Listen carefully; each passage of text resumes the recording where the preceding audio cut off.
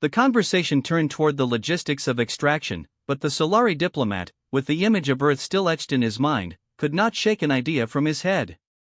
He asked again, with new urgency in his voice. I keep insisting. Considering what we now know about the Earthlings' ability to modulate the energy flows of their own world, is it possible that this very geoenergetic instability the hegemony seeks to exploit has, paradoxically, forged a unique adaptive advantage for them? What we see as rudimentary technology, what if it is only the tip of the iceberg of a profound and vital interaction with dark energy that our advanced civilization never had to develop?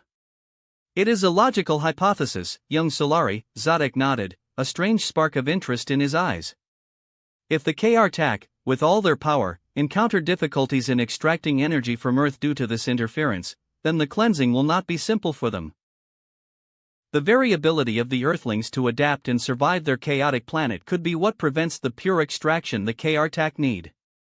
A poison gift, the true threat of Earth. The silence, dense and heavy, once again gripped the stellar chamber.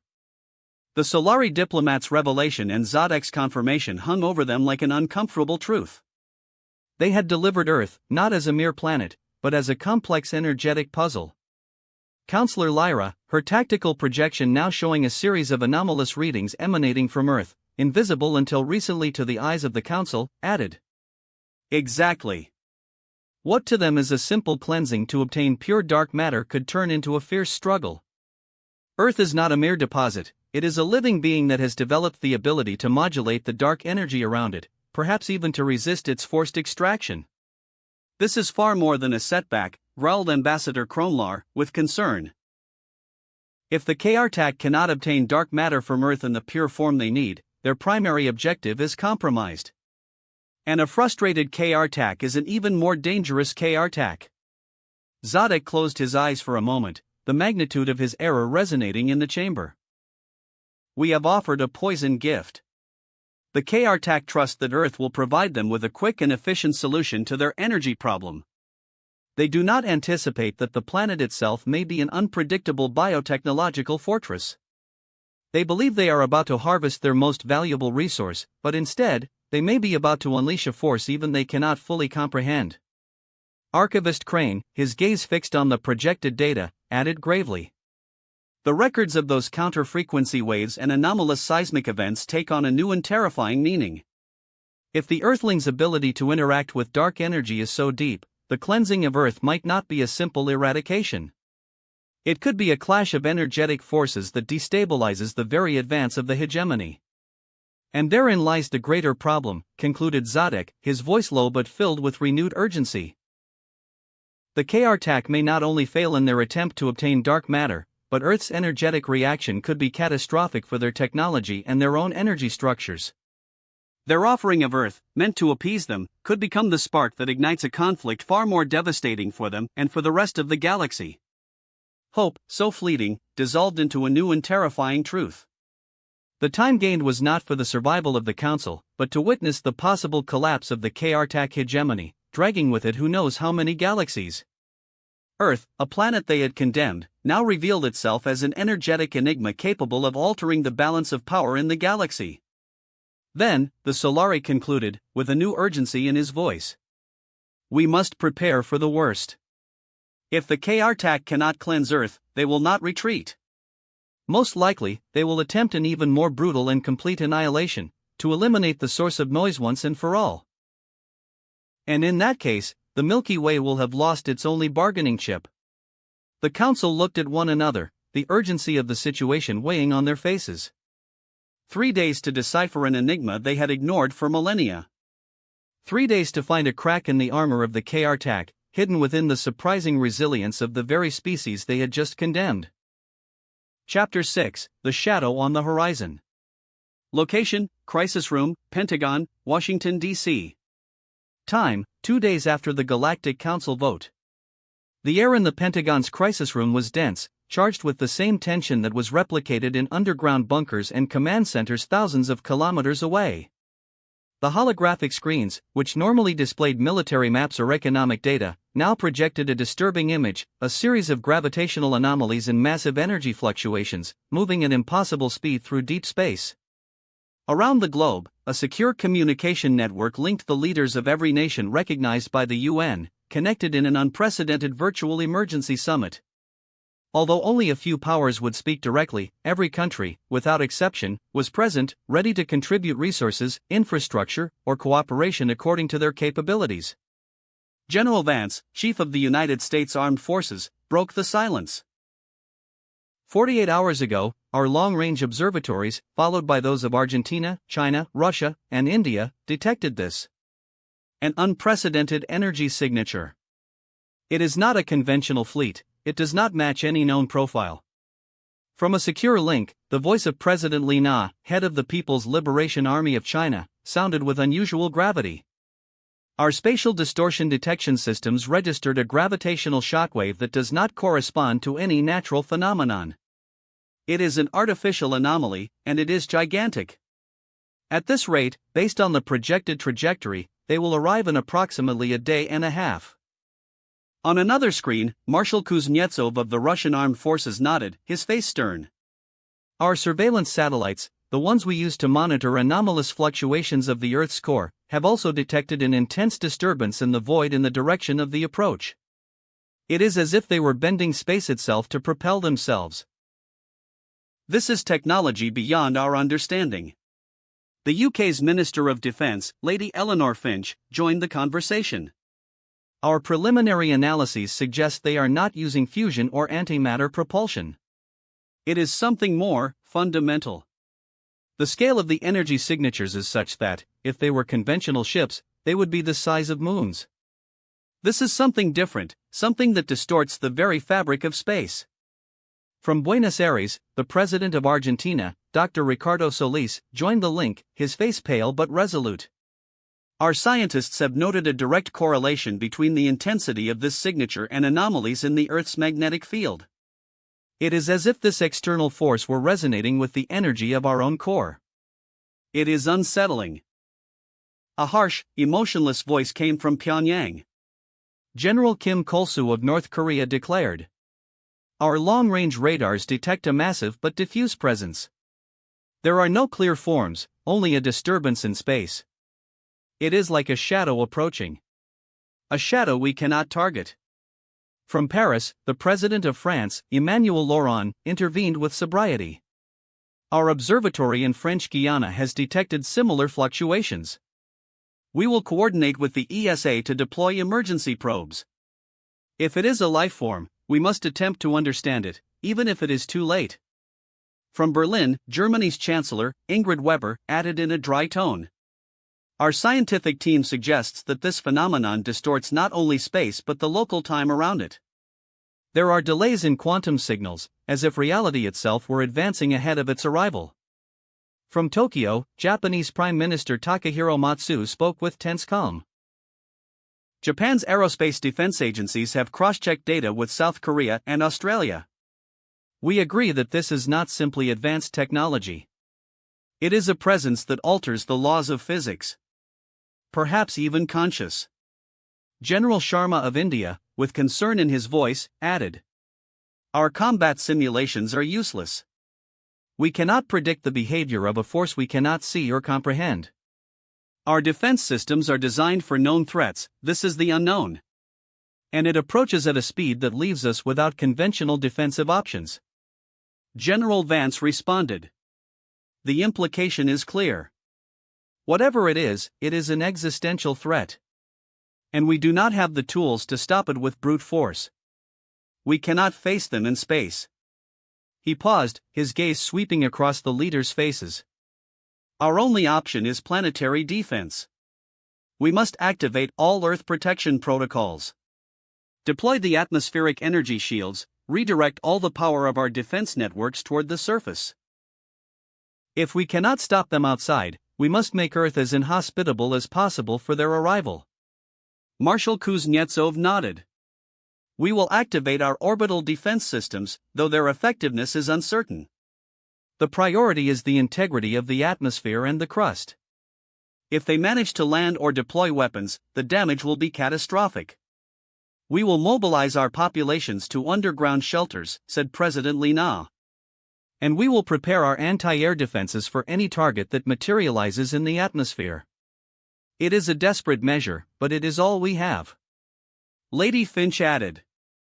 "Our scientists must work tirelessly to analyze every microfluctuation of that signature. Any weakness, any pattern. We need to understand what is coming, if we are to have even the slightest hope of survival." President Solis, from Argentina, nodded with determination. "Our geoenergetic monitoring network, the same that detects internal anomalies, will be on maximum alert. If this external force interacts with the energy of our planet, we must detect it and perhaps find a way to use it to our advantage. It is our only hope, however remote." From the muted monitors, the leaders of more than 180 countries remained in direct connection. From small island states to regional powers in Africa, the Middle East, and South America, all were listening, all recording, all preparing, with whatever resources they had, to do their part in what was no longer a war but a last resort global defense. Silence fell again, this time heavier, more oppressive. The world's military and economic powers, accustomed to dominating their own destiny, now faced something that completely surpassed them. Something approaching from the darkness, and which, in their own words, had no form or name. Only a growing shadow on the horizon. And they had less than 2 days to prepare. Chapter 7: The Echo of Defiance. Location: South American Joint Command Center, Underground Complex No. 7, Buenos Aires, Argentina. Time: less than a day before arrival. The tension in the Joint Command Center was almost unbearable. The screen showed the growing shadow of the alien fleet, now only hours away. Scientists and military personnel from the world's powers moved with frantic efficiency, each face marked by exhaustion and anxiety. The president of Argentina, Ricardo Solis, watched the imminent horizon. "Our distortion detection systems confirm that the object's speed has not decreased," reported an analyst with a tense voice. "Estimated impact in 12 hours. President of the United States Maxwell replied. "We have no capacity to stop them. All our orbital defenses are ready to intercept, but it will be a symbolic gesture." "A gesture we must make," replied Marshal Kuznetsov from Moscow, in the emergency video conference that gathered more than 190 heads of state and representatives of UN member nations, each transmitting from their respective national command centers. It was then that President Solis responded. "We have spoken of resistance. Of defense. But what about communication? We have not tried to talk to them." A young Indian scientist looked up. "Sir, we have been preparing a sequence of pulses, based on universal mathematical foundations. It is our best chance to establish that we are an intelligence. We want to send a message."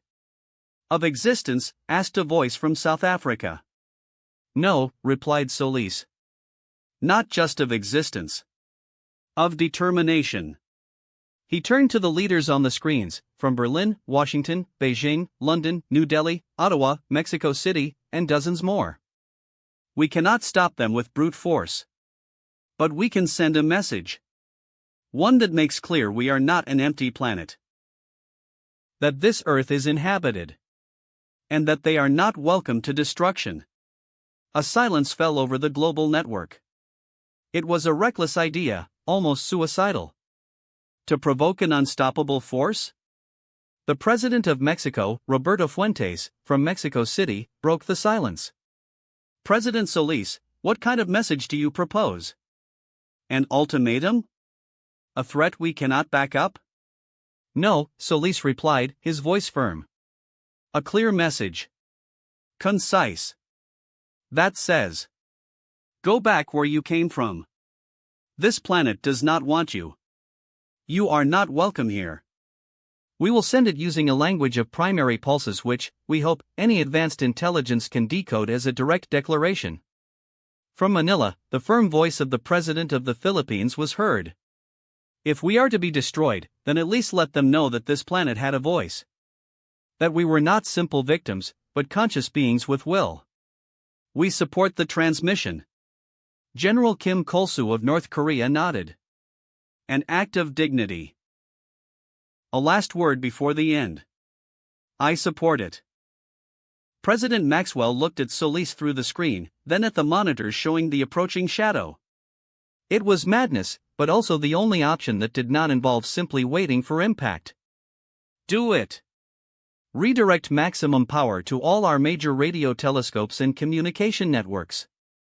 Transmit the message in a continuous loop. Let it be heard loud and clear. Location: Command Bridge of the Supreme Battleship Star Devourer, KRTAC Vanguard Fleet. Time: 11 hours before entering Earth's atmosphere. Within the opaque darkness of the bridge, stellar projections danced around the great Emperor XYLR and his high command. The planet Earth, growing larger on the main screen. Lord Scientist Zarkin, Emperor XYLR intoned, his voice a deep murmur. Any updates on the interference from that world? Does the noise remain elevated? Zarkin, his hands manipulating a console, replied. Yes, Emperor. In fact, the pattern of noise has become more structured. Our systems have detected a sequence of energy pulses directed directly toward our fleet.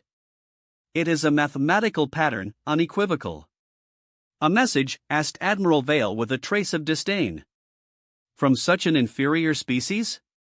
What have they tried to communicate? Zarkin activated a sub-projection, and a series of symbols and simple equations appeared, followed by a sequence of characters decoded by the KRTAC system. The synthetic, cold voice filled the bridge. Message decoded from planet Earth. Literal translation. Return. Origin. Planet. Not welcome. Not wanted here. A silence fell upon the bridge. It was not a silence of fear, but of cold evaluation. General Rack responded. What insolence! A colony of insects declaring us unwanted. The great Emperor XYLR showed no emotion. His gaze fixed on the projection of Earth. Interesting. They confirm their intelligence. They confirm they are the source of the noise, and they confirm their resistance. It is a direct challenge.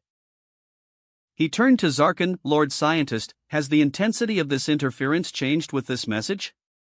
Not significantly, Emperor, replied Zarkin. The structure of the message is clear, but the signal's power is not a threat.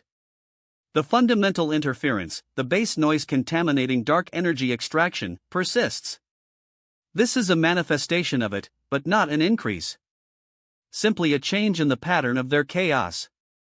Good, said XYLR, the voice of the message still echoing in the background. We confirm that the resource is conscious and resists. That does not alter our plans. On the contrary, it confirms the need for a more exhaustive cleansing. Continue the advance. Let the echo of defiance of this species be silenced. Let their not welcome be answered with the pure, cold silence of the void. The KRTAC fleet continued its relentless advance, the shadow of the Star Devourer growing over the solar system. Earth's message, a last act of defiance, had been heard. But the only response would be the sound of silence. Chapter 8: The Failure of the Harvest. Location: Low Earth Orbit, KRTAC Vanguard Fleet / South American Command Center, Underground Complex No. 7, Buenos Aires, International Remote Connection. Time: D-Day, 0 hour. The shadow of the Supreme Battleship Star Devourer eclipsed the Moon, and the vast KRTAC fleet positioned itself in high geostationary orbit over Earth. Below, on the blue planet, the atmosphere trembled with the desperate activation of energy shields and ground-based anti-air defenses, a pathetic spectacle to the invaders.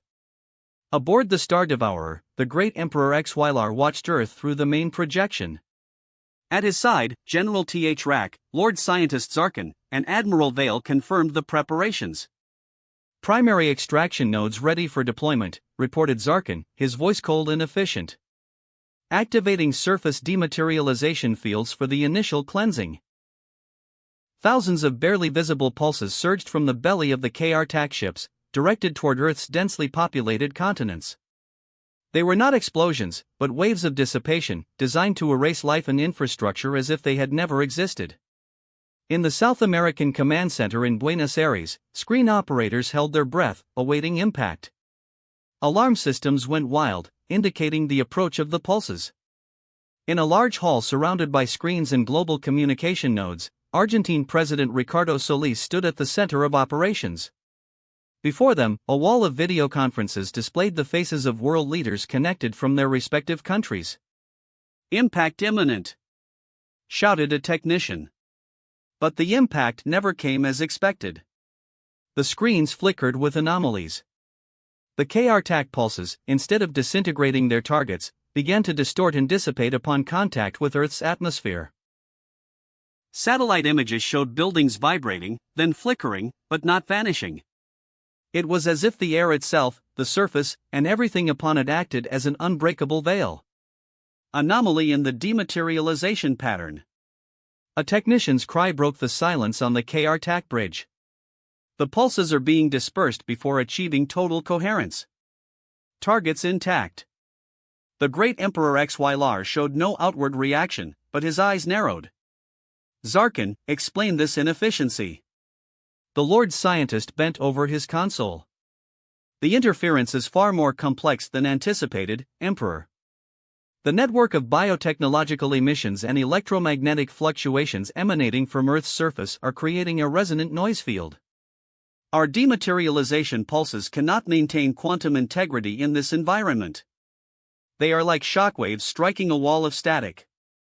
General Th Rack growled. Then your cleansing is impossible with this method. What about the extraction of dark energy? Deploy the primary extraction nodes at once.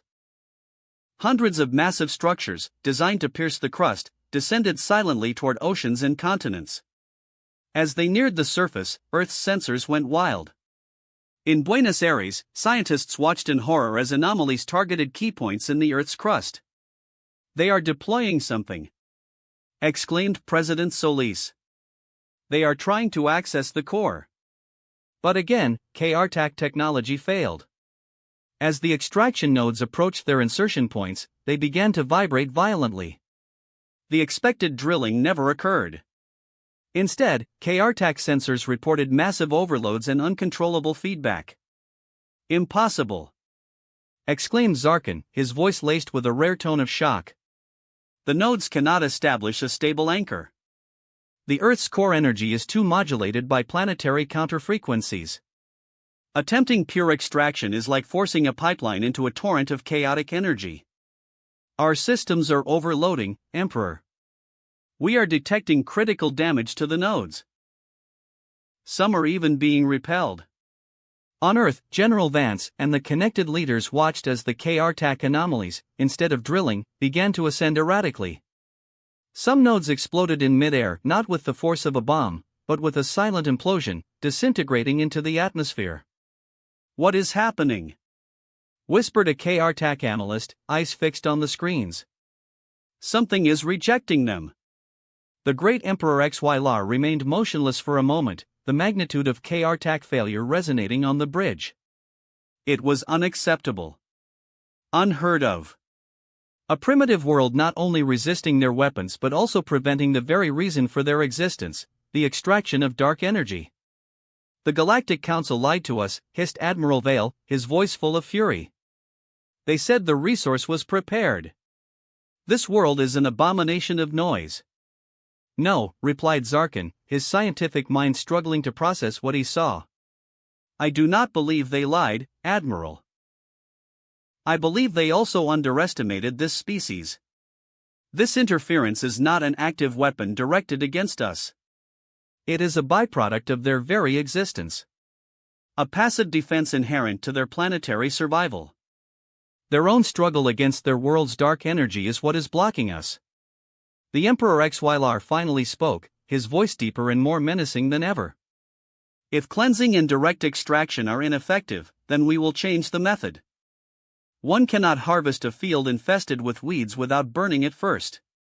Our system decoded their message. They said not welcome.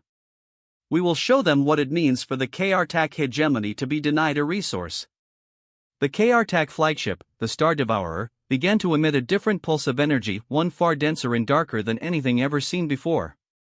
It was not for extraction, nor for dissipation. It was for indiscriminate annihilation. Earth had defied the KRTAC. And their response would be fury without precedent. Chapter 9, Questions in the Shadow.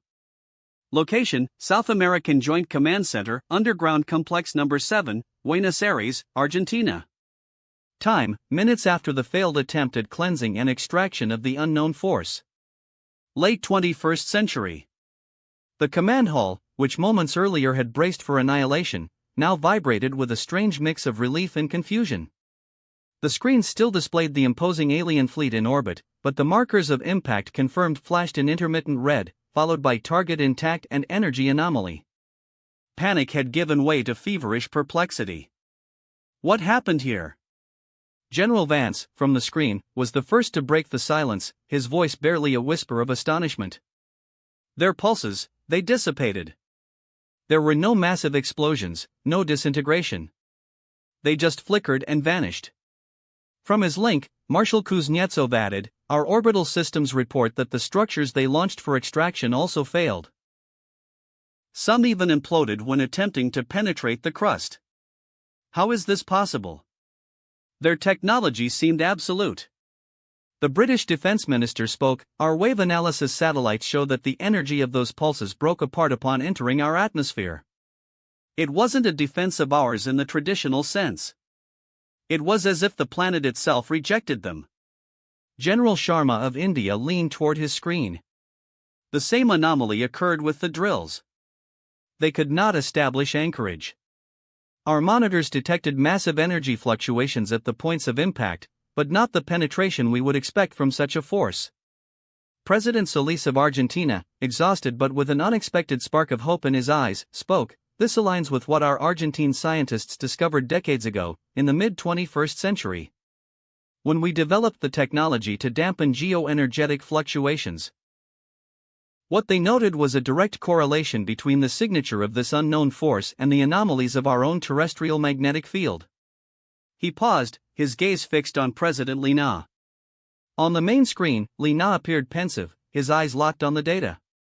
His scientists had been analyzing the energy patterns more than anyone else.